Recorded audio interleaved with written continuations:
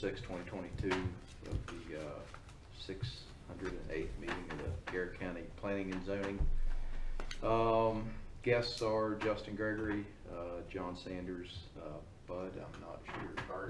Bud Barger. Okay. Usually it's Floyd, right? Yes. Okay. All right. And I guess the next thing is we'll move into the minutes from the last meeting. Everybody get a copy of those. I'll make a motion to approve them. Second. All in favor? So moved. I guess the next thing is any new business, and I'm the only officer, but Tim, anything? I don't have anything to add. Bruce? No. Jim? Shelley? Nothing? All right, we'll move on from that. I guess I can turn it over to Chad now. Yeah, so We're good to go. yep, we don't have any zoning appeals cases this month. So first item, I'll go ahead and let Justin present this. There's a waiver request for Sweet Rewards. I think it was last month you all approved the final plat for that. I believe what they're looking at is there's a small section, I think that was originally intended to be part of the open space or the homeowners group area, common space. Now they want to own that separately. It doesn't really comply with lot standards, so we do have an exemption in the ordinance. You can do a lot with no buildings, and that is intended for things like a community septic area or sewer facility, something like that. You're only allowed to have a 500 square foot building on those types lots, and this is a little bit bigger than that, so they're asking for a waiver for that. I don't know if you have anything else you'd like to add for it. That's pretty much it. The building is 24 by 42, so a little over 1,000 square feet.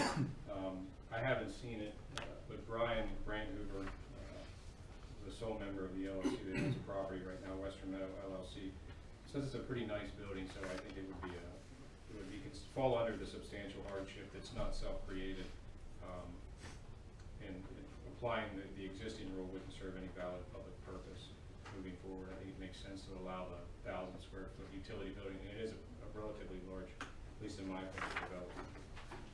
And Mr. Brandover is not the original owner of that development. We Right. purchased a lot of the leftover land and has completed it, so there were things that happened under the previous developers that he's taken over now.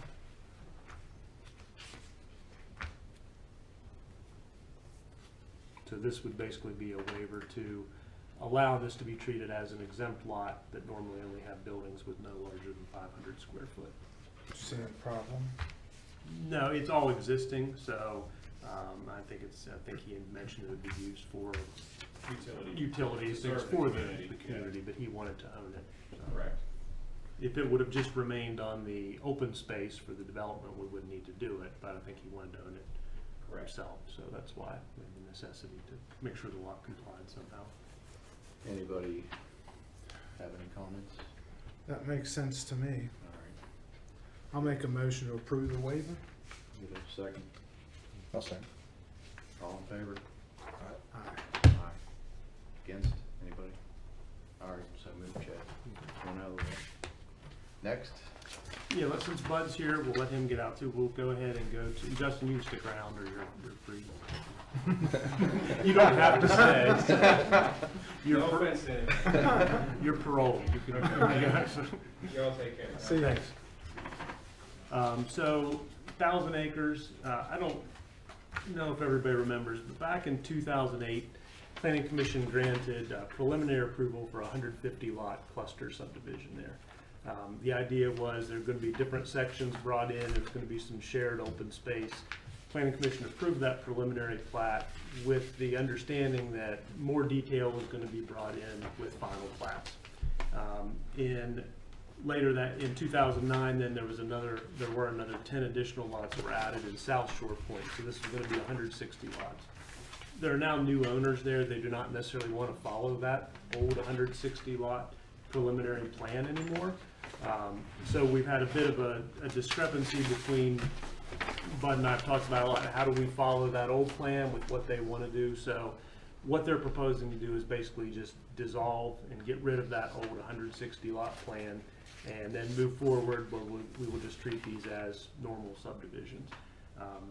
the 160 lot plan, my concerns were making sure that what we had already done would comply with the ordinance. So there were basically two subdivisions we have out there, South Shore Point, and I believe in your packet, Thrasher put together a yield plan showing that that subdivision works on its own. It doesn't have any issues with lot size or common open space, so that one's able to survive by itself. There was one other subdivision, Mountain View, and the only lot that got recorded in Mountain View was lot 14, and it's a lot that is large enough to comply with zoning typical standards, because this was going to be a cluster subdivision where they were able to take advantage of reduced lot sizes as long as they had open space. So in my review, and as we've discussed it, I don't see any issues. I don't see anything that would be any non-conformities or anything like that. So I don't know if Bud has anything to add. Yeah, the reason they want to dissolve it is they want to go with larger lots that would be a normal subdivision lot. And should they do, in maybe a particular area, want to cluster, it also would be a standalone cluster and not have anything to do with that past concept plan that they had. This- The market's changed, things have changed so much since that original plan. It would be best just to dissolve it and move forward, step by step with things that comply with the ordinance. Yeah, because of it being a cluster subdivision, you have to have 25% reserved open space, and that was going to get a little hard to manage because some of that was going to be shared throughout that 160 lots. So you may have had one development that didn't have open space, but it would have been somewhere else. So when they wanted to go to different ideas, the whole thing kind of fell apart. So we thought it was best to move on from that. And this is not something that has a clear, dissolving a plan doesn't really have a clear path in the ordinance, but we thought it was best to present it to all you so you could be prepared or have a look at it because you had approved the original plan. So they'll resubmit something. Yeah, so anything they would do in the future, instead of looking at it as this whole area, 160 lots, we would just say, okay, this is this new subdivision. We'd look at just the way we do any other subdivision and make sure it complies. How's everybody feel? So it's all still owned by the developer other than the one lot that was cut out and stands on alone? I don't know about, is the ownership all the same throughout there? Because it was large areas. So. Yes, I believe it all golf course properties LLC, Okay. with the exception of the golf course is actually 1,000 Acres Golf Course LLC. Okay.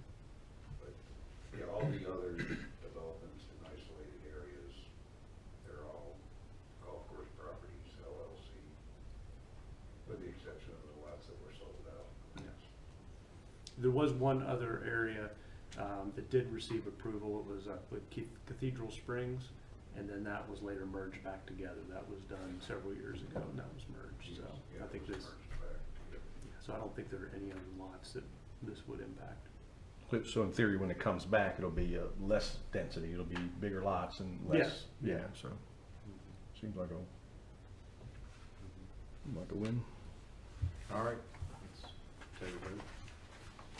Do we need to do anything? I think it would be good to have the planning commission just vote on it and say, yes, we are dissolving our previous action. So we'll clean up the records and just make it clear to everybody. I'll make a motion to agree to the dissolution of, I'll second it. I'll make it my name in the record for something. yeah. We'll know you're here then. All right, we got a motion and a second. All in favor? Aye. Anybody against? Okay, so we're closing out the 1,000 acres subdivision, 160 lot cluster areas. So moved. We've got two subdivisions from Highland.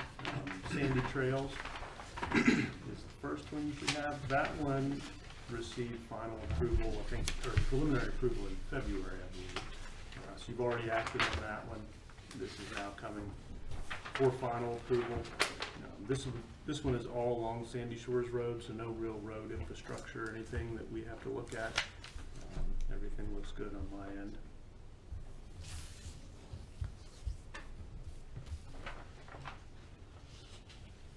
Anybody has any questions on that?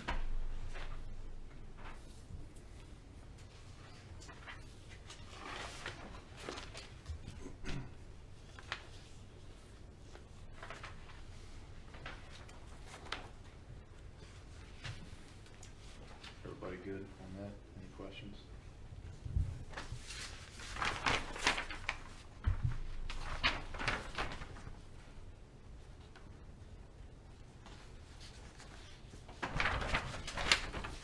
Yeah, it's just part of the original PRD up there, Yeah, well, the second PRD, so there's the original WISP that was closed out, and this is part of the WISP, the one that's active now.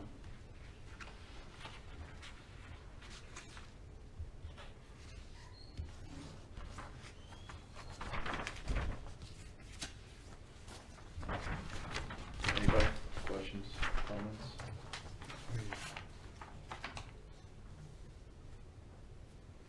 It's good to me. Can I get a motion? I'll make a motion. I'll second it. Let's take a vote. All in favor? Aye. All right. Against? So moved, Chad. It's approved. Okay. The second one is Lodestone Subdivision. This one has a little bit of a history. Some of you may remember. I was all the way back, I think in 2013 that these were. John can correct me if I get any of this wrong. It's got some history with it. It does, it could be even older than that, Chad. I'm not sure. I don't have many notes on that one. I think the last one we did a final and record plat approved for this section 2, 3, 4, and 5. I had held the Mylars because there was some issue. They hadn't extended the road yet, so I think I was waiting on that. And plans have changed now, so I think lot 1 was recorded already. So now they want to move forward with 2, 3, 4, and 5. I think you said there was maybe a small change, but for the most part, it's following that plan that was already approved. Yeah, we have five units intended. This will still be 5.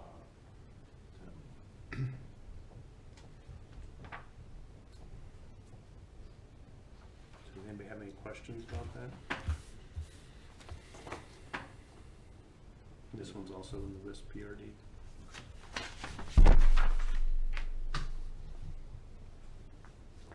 How's everybody feel about that one? Can I get a motion to? I'll make a motion to approve the final plat. I'll second. All in favor? Aye. Aye. Opposed? Okay, so moved. Lodestone Subdivision, Section 2, Phase 10 's approved. Is that road constructed there? Part of it. Okay. Yes, it's to the first unit. It was rough graded many years ago, all the major utilities in place. A few service connections needed installed, and the road will need reworked and such. Okay, so as usual, I'll hold the plats until we get the ball on how it's built. All right. Zoning appeals cases for April, Chad? We didn't have any. Nothing, okay. So the last thing we have would be the transportation priority list, and Sierra is going to present that. Should I come up here or? Yeah, wherever you like. Updated lists. Let's see here. So I've been doing transportation priority letters for apparently 12 years. It is the mechanism that the counties use to, that's one, each are 3 pages. So this is how the counties express to MDOT what projects they'd like to see funded for the upcoming consolidated transportation plan. In the past, Garrett County kind of had projects separated out based on, let's see here. You need more, Chad?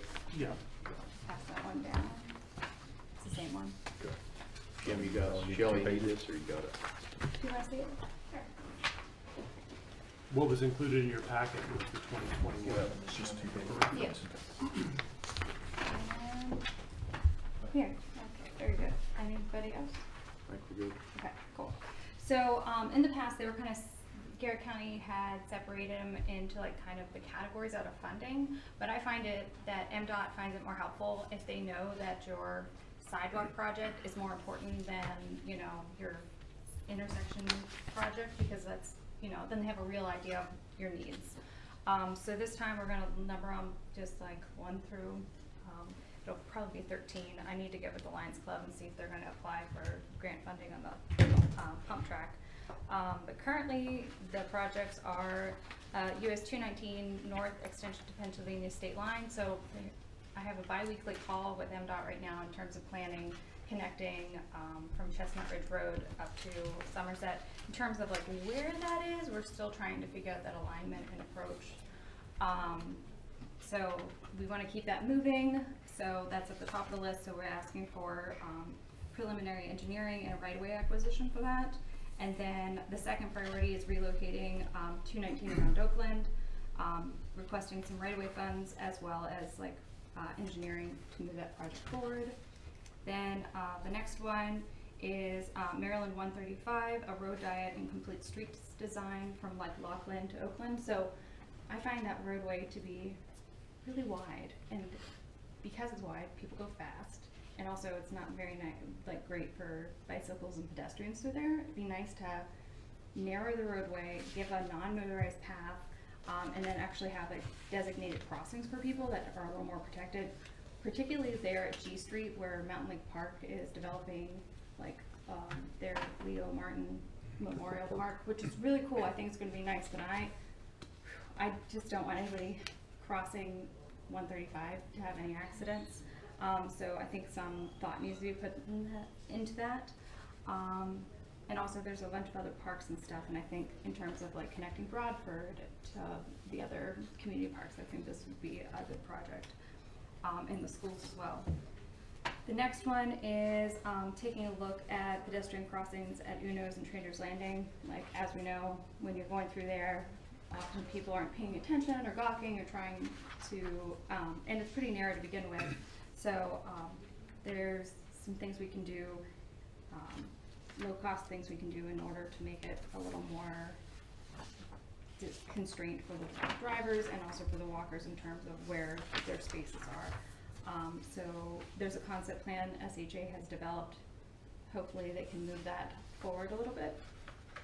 Let's see here. The next one is the Friendsville Pedestrian Bike Bridge. So that's part of the Eastern Continental Divide loop, and so this will get you across the river in Friendsville.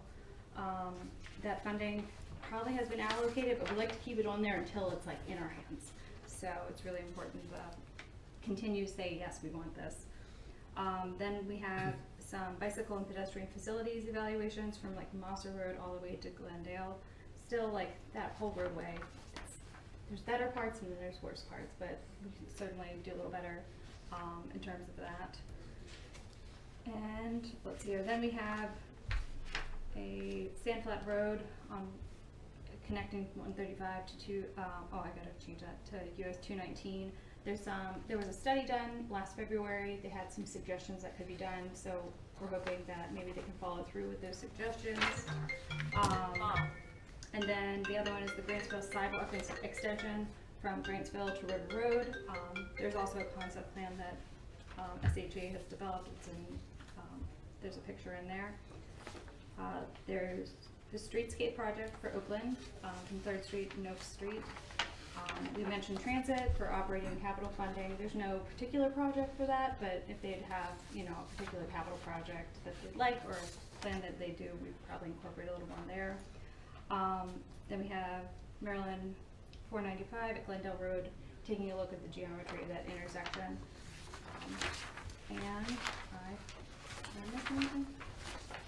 And yeah, so then Garrett College, I'm checking in with them to see if they're going to apply for any more funding for their trail, and if they do, that'll be number 12. And like I said, the Lions Club, if they follow through their rec trails project with the pump track, we can add that to the list so it would have a better chance of funding. Currently, this is the order. I'm going to meet with municipalities tonight, so if there's something that kind of gets shifted, it might. Do you guys have any suggestions on ordering or? anything like that. I'm open to it. I like consensus when it comes to these things, and How do these priorities get identified? so there's a letter every year since like 2012. So some of these are from the previous letters. Other ones will come up whenever we're talking to MDOT, and I write a little note to myself, or I'm like, I hear somebody apply for a grant for something from MDOT or SHA. I keep a list. So, and then also I consult with MDOT and SHA. I'm like, can we actually do something about this? And like, for example, there was, in the past, I think there's been like 560 has been on this list, like the curve there at Laughlin. It isn't great, but they've evaluated it, and there's really not much more they can do besides try to like buy some right away, but I don't think anybody has buy-in to that. So, so taking things like that off, but I feel that, you know, a couple of these projects, it would help kind of direct traffic in the right ways. And it'll like make some of those other problems less apparent.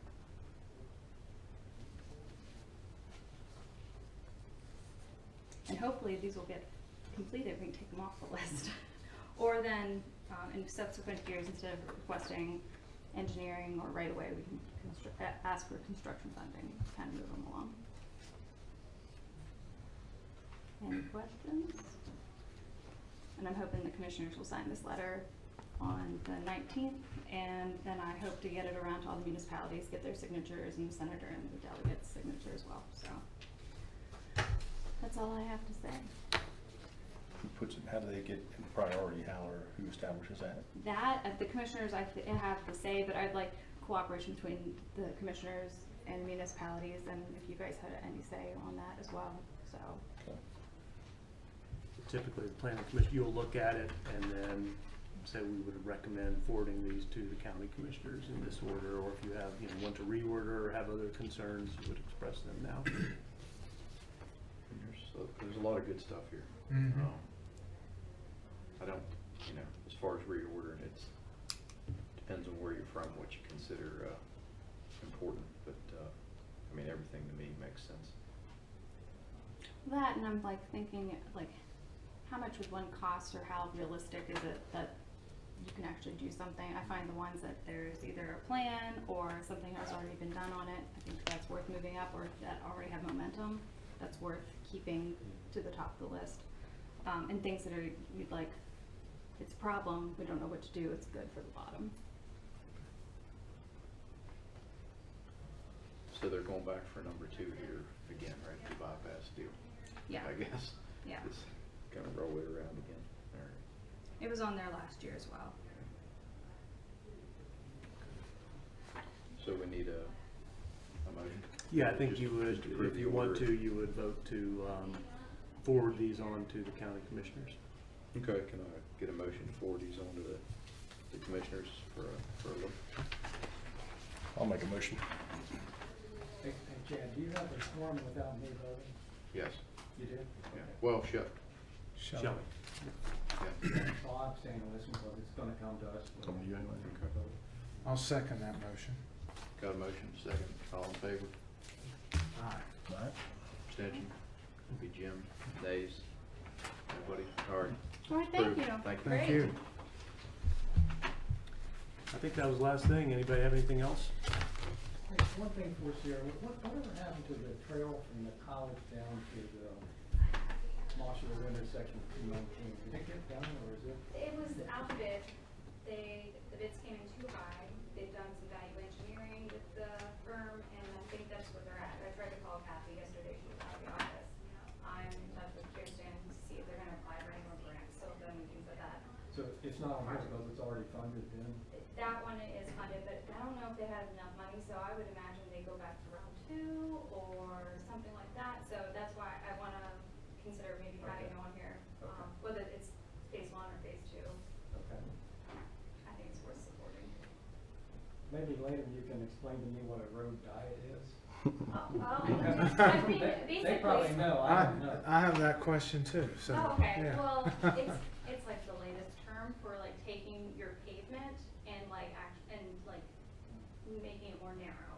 So then you can use that right away for a designated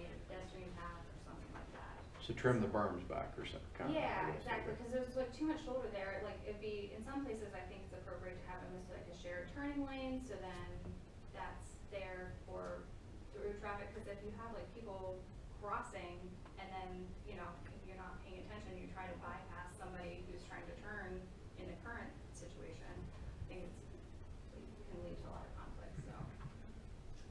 Yeah, it's just making different use of that roadway, and there's plenty of right-of-way, which is, I think, a really great opportunity.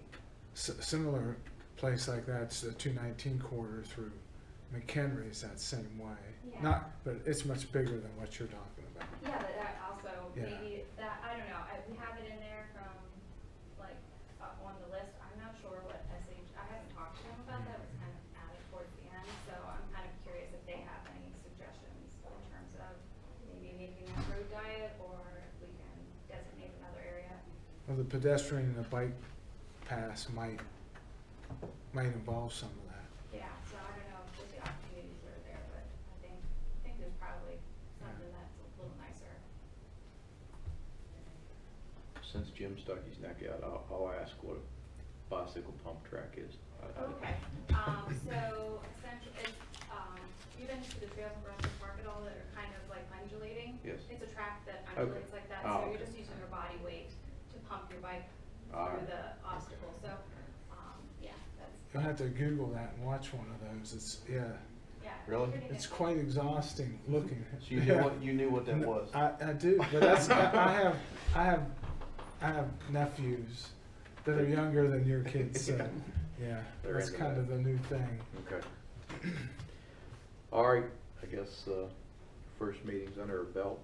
Next meeting is Wednesday, May 4th, and, we're wishing Tony a speedy recovery.